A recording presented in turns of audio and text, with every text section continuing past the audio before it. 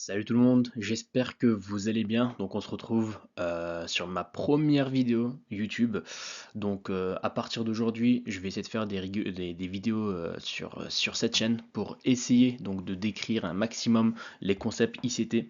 Il y a énormément de choses à dire. Je vais essayer de rester à la fois très simple, mais aussi un niveau intermédiaire. Donc il faudrait également être un peu à l'affût. Aujourd'hui, on va parler du coup de l'algorithme pour essayer de bien comprendre c'est quoi finalement un algorithme, comment ce dernier fonctionne. Et avec le temps, bien sûr, on va parler des concepts de l'EPDA avancé, etc. et encore de beaucoup d'autres choses. Alors, on va rentrer dans le sujet directement.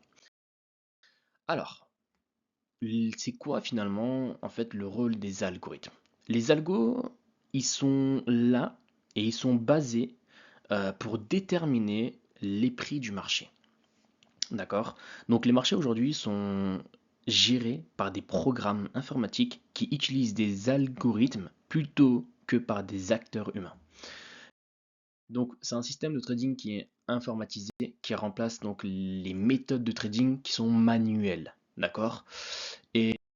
Et encore une fois, on a plusieurs bases qui sont comme l'EPDA, donc l'Interbank Price Delivery Algorithm. C'est un sujet sur lequel on va pouvoir s'y attarder plus tard. Mais c'est également ça, c'est une des premières bases de l'EPDA. D'accord? C'est une des premières bases sur laquelle on va s'y attarder plus tard. Mais comprenez déjà que c'est quelque chose d'important de comprendre comment ce dernier fonctionne et quels sont ses points de repère, etc. Donc, c'est quoi une expansion, c'est quoi un retracement, c'est quoi un reversal, c'est quoi une consolidation, qu'est-ce qui est possible, qu'est-ce qui n'est pas possible. Vous avez déjà une petite description ici, donc rien que ça pourrait déjà vous aider énormément.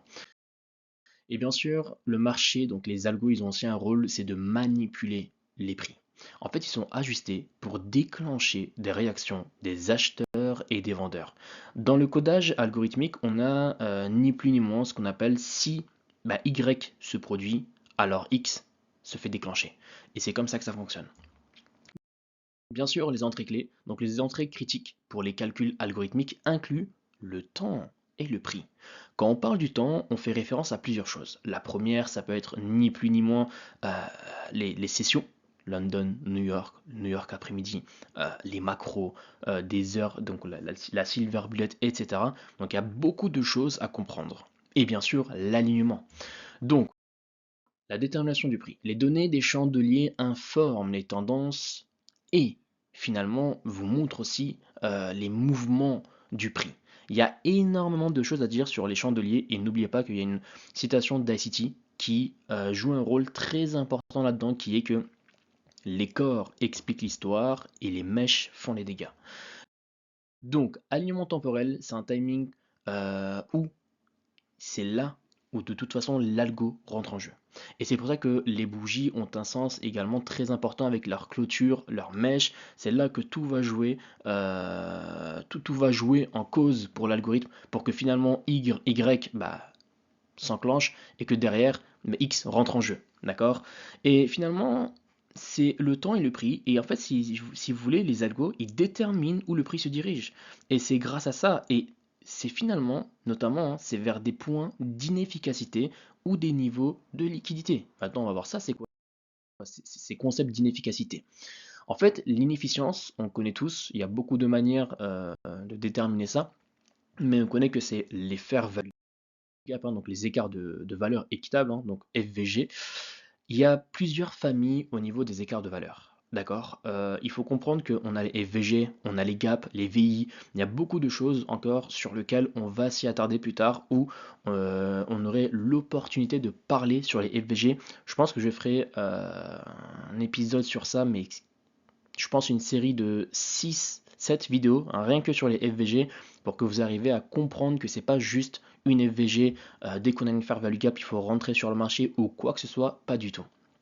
D'accord? Donc voilà à quoi ressemblent les fair value gap. Donc ce sont juste des écarts qu'on voit. Busy côté acheteur, CB côté vendeur.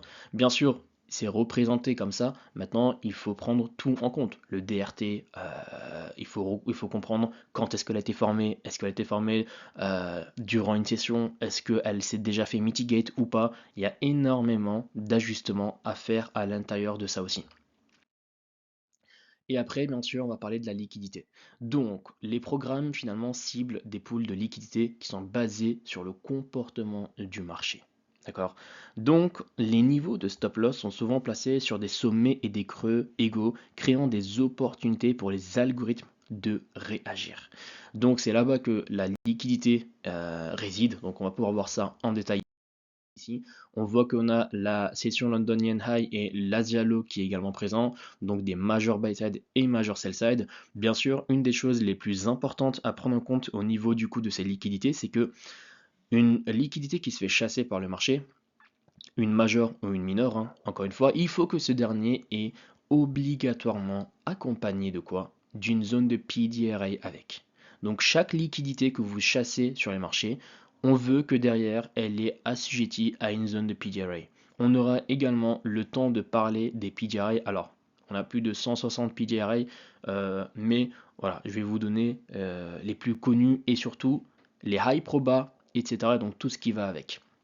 Et on peut voir finalement que, effectivement, une fois qu'on a une chasse à la liquidité, euh, bien sûr, derrière, on en aura toujours cet enfoncement, donc le marché va descendre plus bas que cette liquidité, parfois elle va terminer en sweep, donc toutes ces subtilités, on va les voir bien sûr en détail avec le temps. Donc, l'importance de la psychologie. Les émotions humaines impactent grandement les décisions de trading et les mouvements du marché. C'est super drôle à dire, mais c'est totalement ça. D'accord? Il faut comprendre que finalement, les marchés, en fait, aujourd'hui, c'est vraiment ce côté où ce facteur psychologique, en fait, hein, la peur et la cupidité sont centrales aux dynamiques du marché. Parce que finalement, on a des intervenants qui sont sur le marché, des humains aussi, des retail finalement. Donc eux aussi, ils sont là, ils contribuent, même si tous les jours, effectivement, vous pouvez aller vérifier ça, hein, on a plus de 8000 milliards de dollars qui s'échangent rien que sur le marché du Forex. Donc c'est énorme.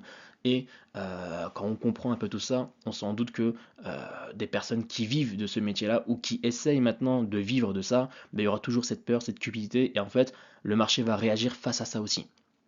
Un algorithme est codé pour aussi ressentir finalement la crainte des humains qui sont derrière. Et finalement, en réponse du marché, comprendre ces émotions aide les traders à naviguer sur des marchés volatiles.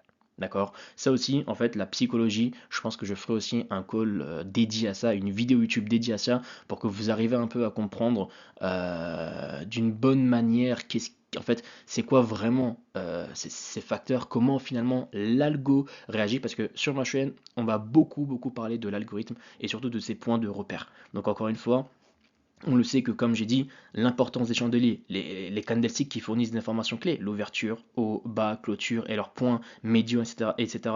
Donc ces informations, elles sont cruciales pour que l'algorithme prenne des décisions de trading. Et quand on parlait de l'alignement du temps et du prix, en fait, ces alignements entre le temps et le prix permet aux algos aussi d'envoyer des instructions pour ajuster les prix. Et utilisation des PDRs, des fenêtres temporelles pour gérer ces ajustements.